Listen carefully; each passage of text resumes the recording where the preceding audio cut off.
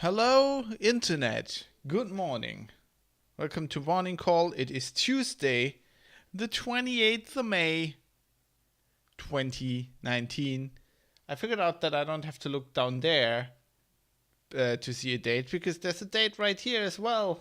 Man, I figured that out today after 75 episodes of this. Anyway, welcome. How are you?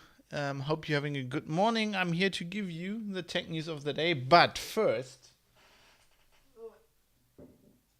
the highest priority in this enterprise is always coffee. Fresh French press. It's the only way to make coffee, really. Hand ground French press. That's the way I like it. Anyway, let's get into this. So, first off, got some German news.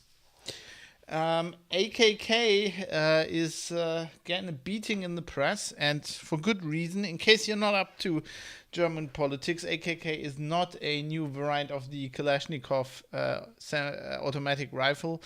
AKK is Annegret Kramp-Karrenbauer. Coming in on secured channel. Big high five. Mike has resubscribed 5 months. Thank you, Mike. Always up there. High five. Hello. Yeah, you're on a 5-month streak. Man, you're like the leader of resubbing. Thank you, Mike. Anyway, Annegret Kramp-Karrenbauer. Jawohl, mein General! Or as the British press would call her, Annegret Kramp-Karrenbauer. She's the designated successor of Merkel, who said she's not going to run for another term in office. Whoops, flipping my pen around here. Yes, and she has... in the European election, her party, so the two big parties, SPD and CDU, have both lost. SPD catastrophically, but the CDU has also lost, and it's quite not a good look for them, especially with younger voters, because they have lost massively among younger Krampf-Knarrenbauer. Yes, Crickle, that's it. They have lost massively with younger voters. I mean, younger voters overwhelmingly voted Green, but also Die Partei, the satire party, Martin Sonneborn's satire party, has about as much votes as CDU with younger voters. And so one thing this is attributed to is before the election, there was a YouTuber called Rezo, German YouTuber, who I must admit I'd never heard of before. And he basically made a video saying why young people can't vote the CDU. I mean, for obvious reasons, like the copyright reform, CDU obviously conservatives hating the internet, many other reasons.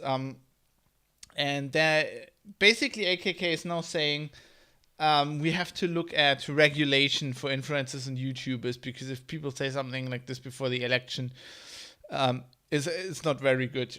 She's today getting quite a beating in the press for that, because basically influencers are celebrities, and after German law, celebrities largely are private people. I mean, there are some special things about taking photographs of them, and if you're in the public eye, then you don't have you have a slightly reduced expectation of privacy. But in any other regard, they're private people, and private people can endorse parties before the election, as celebrities do of the CDU, for example. And also, people also saying, if you want to regard YouTubers as the press, which they are currently aren't in Germany, but that's an open debate. There's no real clear definition of what the press is.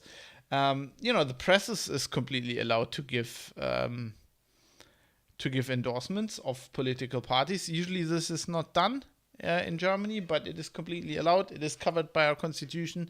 As I read a very interesting thread by a constitutional or a press lawyer on Twitter this morning, who basically says, well, the Constitution even protects that. If you were to take that right away from the press, that would be against the German Constitution.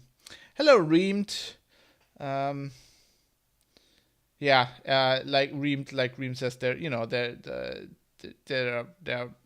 prominent celebrities that basically endorse Merkel and stuff like that. So CDU here being it's establishing a double standard, also being very sore losers and basically alienating all the other younger people here.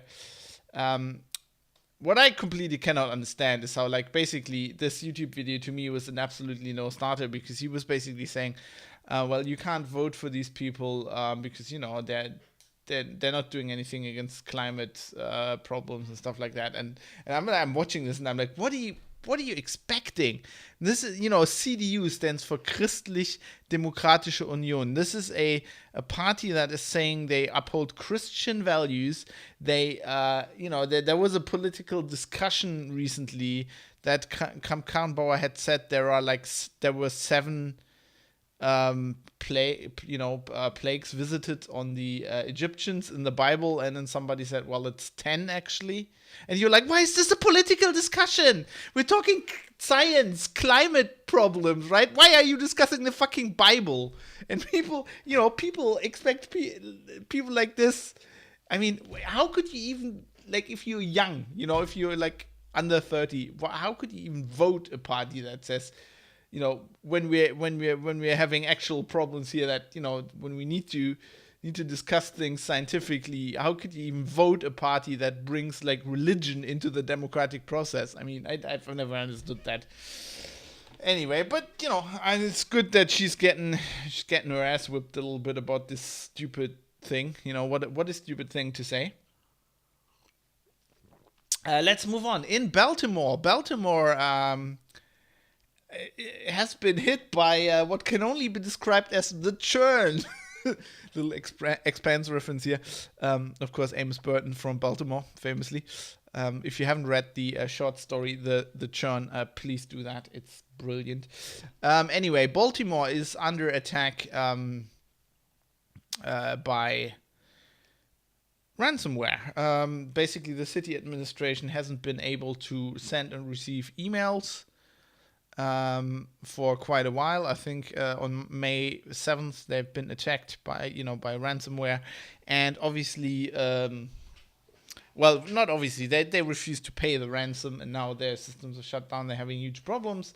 There's an interesting New York Times article here on this, talking about the fact that basically the NSA, headquartered in Maryland, just next to Baltimore, there. Is basically partly responsible for this, because of course this is the Eternal Blue exploit is being used here as part of several ways. It's just part of a modern hackers toolkit now. Once you're in a system, often you get in via an email, targeted spam phishing, and you're in the system, and then they use Eternal Blue as one of the ways to spread on the network.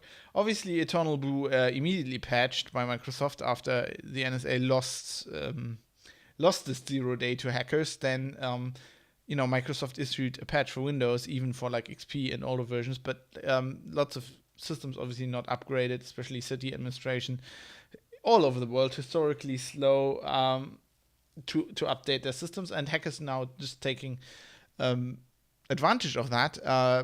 Just very interesting. I mean, Eternal Blue was one of the things that was also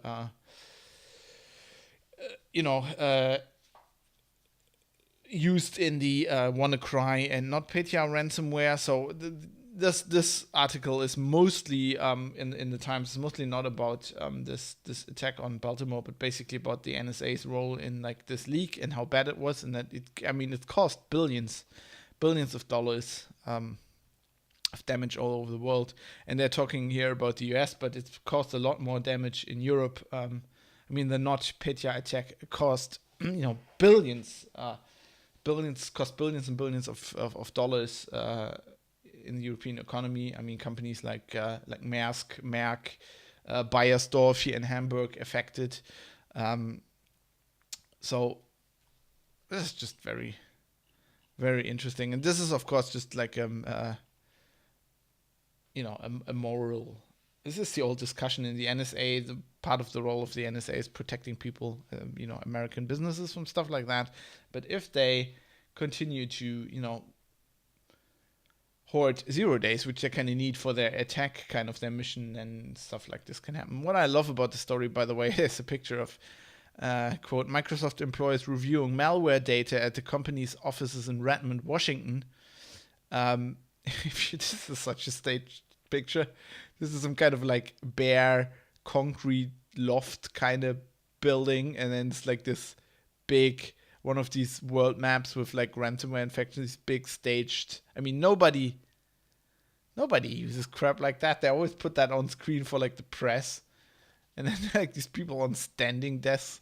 They don't even look like they work there permanently. Look at those desks. Like, I mean, that's not a desk somebody has used for several months.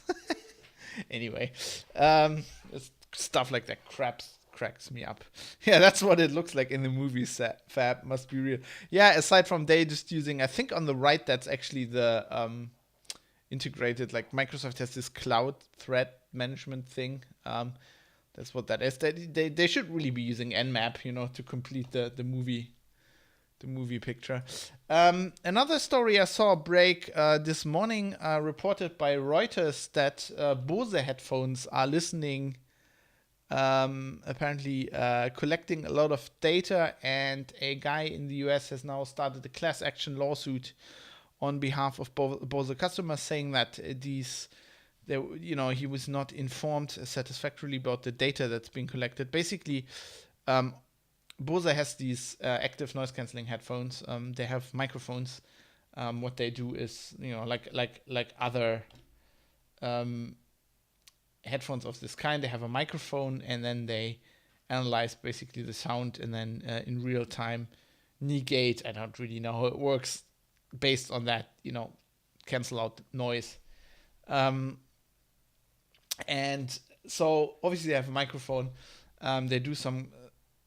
The headphones themselves don't really have an internet connection, but we actually have a pair of these same headphones. They're really good. I mean, they're amazing noise cancelling headphones. They're really expensive, but basically they advertise like this app that you can use to get the most out of your headphones, they say. And if you install that app, basically that collects data from the headphones, from the microphones, and basically sends everything to Bose. You can opt out of, I think what they call diagnostic data, submission stuff. But, and of course, there's the terms of service in there. There is like a privacy statement in there somewhere. But this guy says, basically, I bought these headphones, and they didn't tell me anything about data collection. And then they say, well, if you want to get all information, all get the most out of your headphones, install this app. And then I did that, and nobody really told me about this. Yeah, as Reem says, it's really spooky.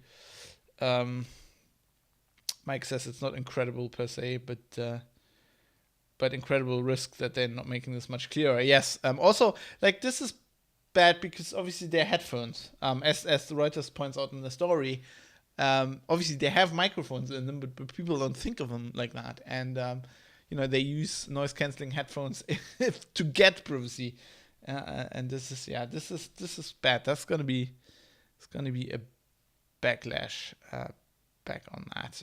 And also, of course, they're really expensive. They're like, this guy says he paid $350 for his headphones.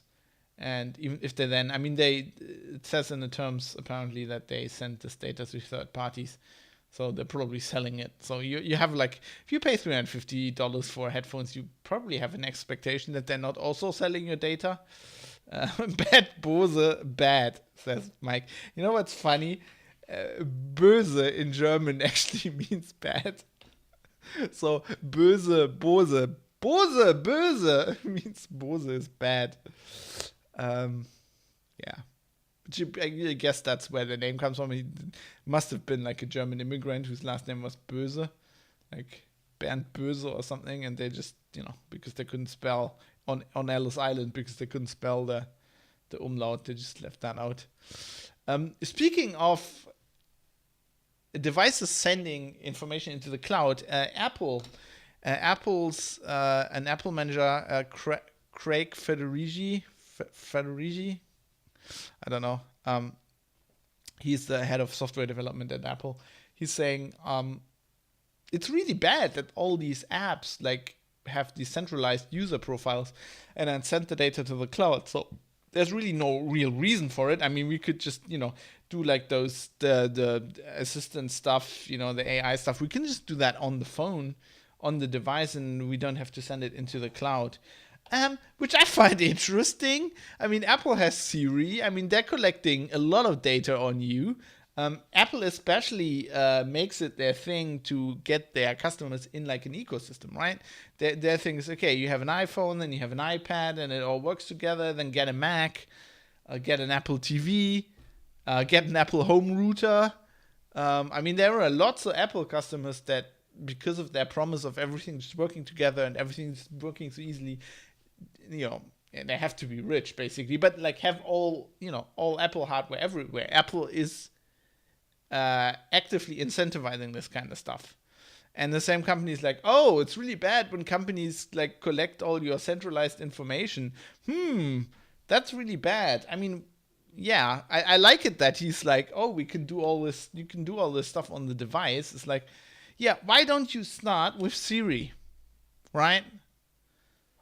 So my thing is, I think this is a typical Apple thing. Apple has realized, they pretty much started with Siri, but I think Google with Google Assistant, and especially Amazon with Alexa, has completely owned them in this space and has made a better assistant, a much better assistant. And I'm getting a software update. Why can't I hide this window? That's not helpful. Anyway, it was my Stream Deck saying it wanted an update.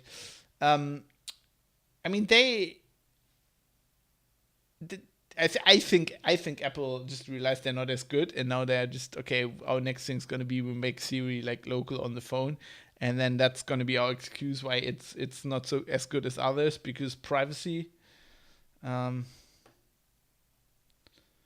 Probably, the Ingolf says, probably they have enough data and enough processor power to send less data to the cloud. I don't think so. I mean, granted, I write a lot about information security and privacy and stuff like that. I firmly believe that like 90% of the stuff you do, you don't have to send into the cloud. I mean, there's loads of stuff, like from small door ringer, smart door ringers to like, routers to like bullshit, like where it's like, oh, it needs to communicate with your phone, so we're sending the data into the cloud. No, it's in the fucking same network as the phone. You don't have to send the data in the cloud. You're sending the data in the cloud because you want the fucking data. I mean, I'm completely down with that, but I think lots of stuff is just like, I don't think it's a processor power per se, right? If to do voice analysis, you need like voice samples and shit like that. I think it's mostly storage. What is going on now? My GeForce drivers weren't updating. What is it like? Is it Patch Tuesday? No, it's not Patch. What's going on here? Anyway, I think, well, there are definitely reasons to do stuff like that. I mean, the other thing is like you can just update it what's that word? Continuously. The reason why these Amazon people look at like the Amazon recordings, and then the reason they do that is not per se because they want to spy, but they also want to make the service better, and they can. And they can just fix it do changes on the server immediately. They don't have to push updates to everybody's devices and stuff like that. I mean, there are reasons for that. I'm just saying, Apple, put up or shut up, right? This Federici guy, maybe he should fix his own fucking software before just going out there and just like running his mouth off what people can do. Speaking of Apple, interesting case. There's an indie game developer called PlaySoup, and they have made a pretty popular clicker game. You know, this I've never understood what people like about these games, but you know, people like them. They made a game called Clicker Heroes, which is in the iOS store, and they have trademarks in the US and in Europe, I guess, for this game. But not in China. No, there's a Chinese company who's basically ripped off their game, put it in the App Store, and Apple decided to like kick the original out. And they were like, on Reddit, they were like, sorry, what the hell's going on, Apple? What the fuck are you doing? And yeah, they were like, we're losing, what did they say? $200 to $300 a day. And we explained to Apple that this is our original game, and they basically faked it. Mike says, dang, that's a kick in the proverbials. Yeah, that's the amazing thing is Apple has reinstated the game everywhere except in China, because in China the trademark situation is such that basically it's legal for this company to just rip off their game, and Apple's like, no, in China you'll have to sort it out with those guys, and you know, they're probably, I think it sounds like they probably applied for whatever the alternative is to a trademark in China. And in China, they obviously didn't check that, you know, the other game actually was there first. You know, so I guess in Europe and in the US, if you like rip off somebody else's trademark somewhere else and then try to register a trademark, and they do some due diligence research, and they're like, well, actually, you completely ripped that off from this other company. Apparently, they don't do that in China. Color me surprised. Anyway, now they're like, no, you have to like fight with the Chinese, with the other companies in Chinese, and they're like, we're an indie developer, we can't do this. So it's not worth it to us. We're giving up on that. I mean, they couldn't even pay the lawyers, I guess, to fight with Apple. In the US. So, yeah, that's interesting. Speaking of a kick in the proverbials, the Hedgehog, Sonic the Hedgehog film,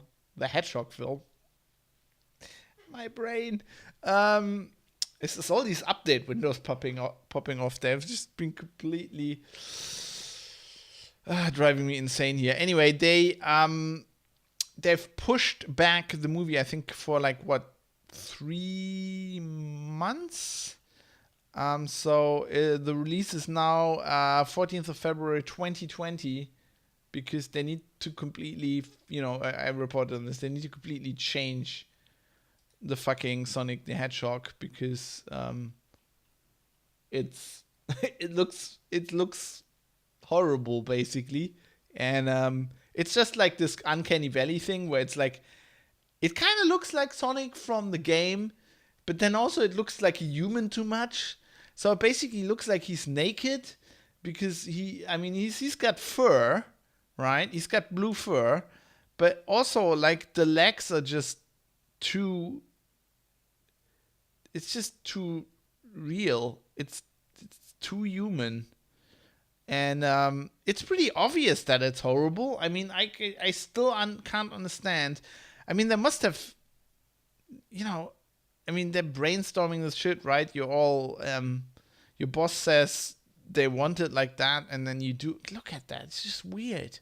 Like, I understand that internally you're not catching this, because basically with big companies, it's like somebody says, we can't do it that way, and you just get fired. But I mean, there must have been like focus group testing. Like, didn't any executive like show this to like their kid and went, what do you think about this? And the kid went like, Dad, it's horrible. I don't. Uh, I'd rather prefer a movie about actual hedgehogs, like an hour-long documentary about hedgehogs digging in dirt, eating some rotten apples, says Jonathan. Um, I would like a documentary about how this happened. How this happened. What the hell went on in like Paramount for this to actually come to life. By the way, as a kid, this is my favorite story about hedgehogs. We used to go to France. We had this like holiday house we used to go in, once a year. And at some point, I learned in German, hedgehogs are not called hedgehogs. They're called eagle.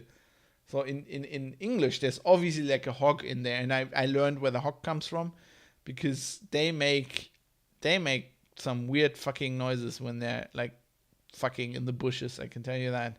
It sounds like a bunch of actual like hogs. Yeah, bring it on, says Mike today. Hedgehogs are great. If you have an IO domain, you might get in trouble, because the IO domain comes from the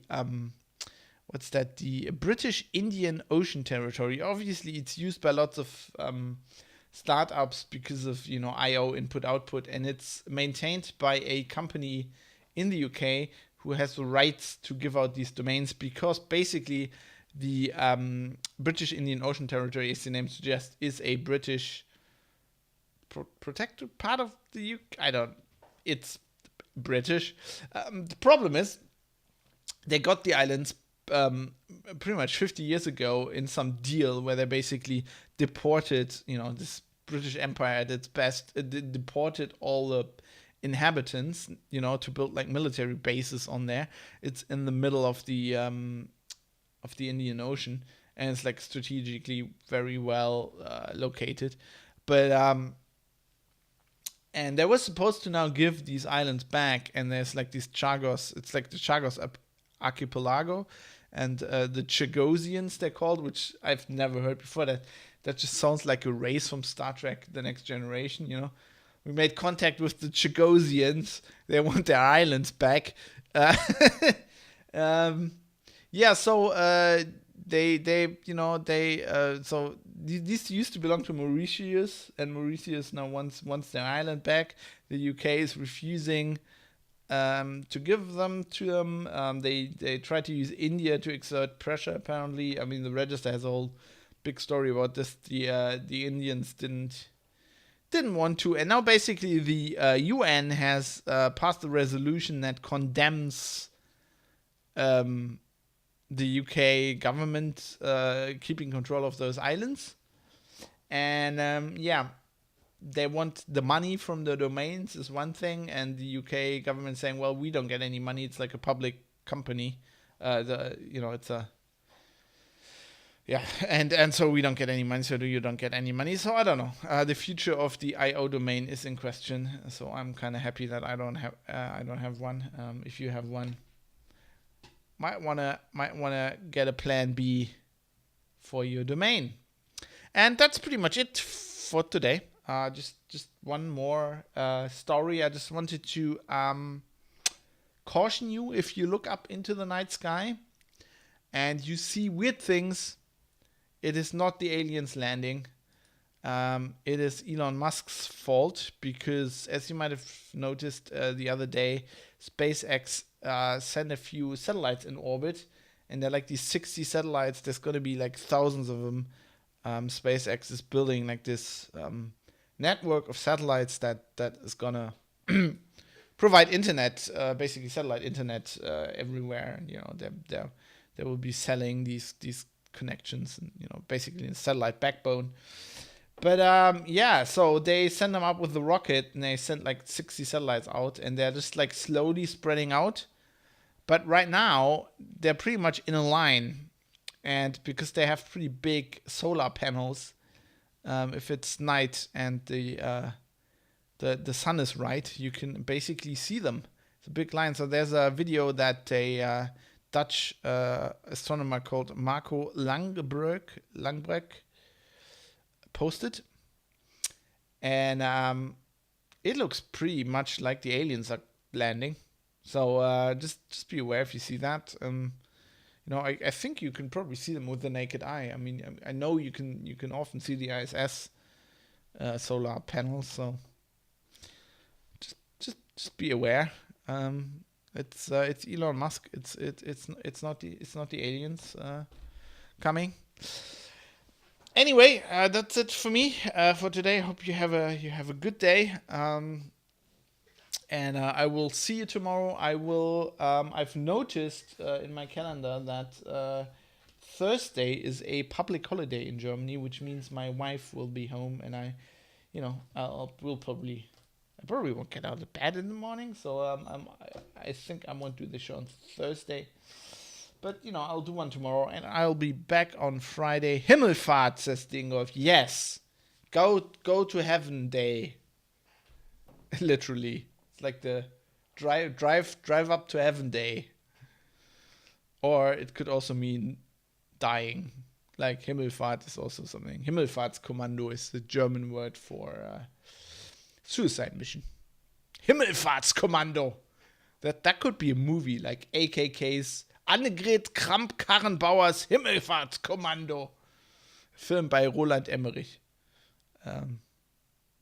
More like People Get Drunk Day. Yes, it's like the Father's Day here, isn't it? Is that the one where like basically there's lots of dads with like these shots. Just it's like dads with like these Bollerwagen, we call them. They're like these drawn carts with like lots of beer.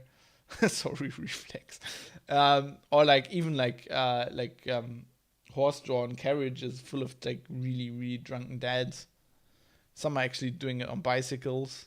There's like these massive bicycles where there's like basically two people pedaling and the rest is just drinking. There's even like those, I think in Bavaria, they have these things where like there's a beer table in the middle, like with a keg. So yeah, I think I might be working. And if I'm not, I'll just be playing some video games. Anyway, have a nice day. I'll see you tomorrow with some more tech news. And remember, the lights in the sky are not the aliens. Repeat after me. The aliens are not landing. Thank you. See you tomorrow.